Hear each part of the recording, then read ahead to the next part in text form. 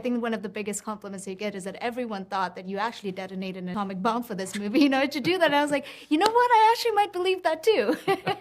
Yeah, they don't, mercifully, for very good reasons, they don't let you do that. So, no. Thank you. One of the things that Oppenheimer revels in is this interplay of science and technology. But at the very core, I feel like it's all about the humanity of it. And I feel like that's a through line with all your films. What is the fascination and the intent behind that? I think as human beings, it is the humanity of the films, of stories that interests us the most. I mean, I think I was very fortunate with Memento, for example, to work with Guy Pearce on that film, because I think when I constructed that film, I was more interested in the structure of it, the structural conceit, the sort of cinematic qualities of that. But what Guy brought to it was an understanding of the humanity. And that film worked because he brought the audience into the dilemma of the character.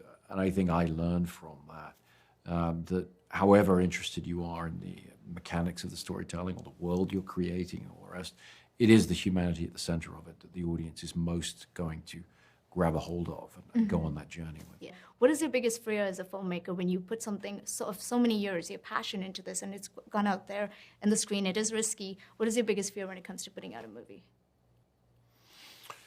I mean, I think your biggest fear is that it doesn't have its chance to connect with an audience. I think a lot of your fears, and maybe it's coming from the independent sector where I started, where just getting distribution for your film, just getting it into theaters or just getting it to the home was a struggle and a fight.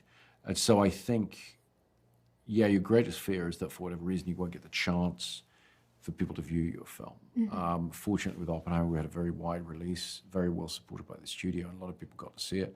And now, we're able to put it out in the home on these different formats. And so that's one of the joys of doing a film on a large scale, is it has its chance. Yeah. You've always said that you believe that in order to make a great film, not just a good film, but a great film, you have to take a lot of risks. So with Oppenheimer, which I believe is a great film, what is the biggest risk you think you took as a filmmaker? Gosh, I think the biggest risks of Oppenheimer were the overall conception of the film. I knew it would have to be 3 hours long. I went to Emma early on and explained that rather than trying to get the film shorter, trying to get the script shorter, that I needed to embrace the length and write a film that would play engagingly over 3 hours, rather than trying to make, a thing that should be 3 hours sort of stuffed into 2.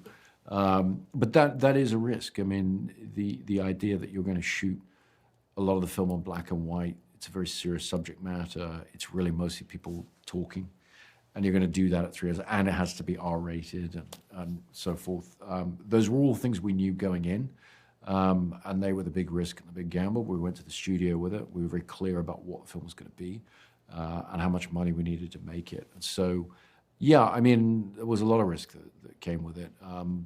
Then when we came to make the film, it was really just about executing on that promise and making the most engaging film we could within those parameters. Was there ever a moment of self-doubt?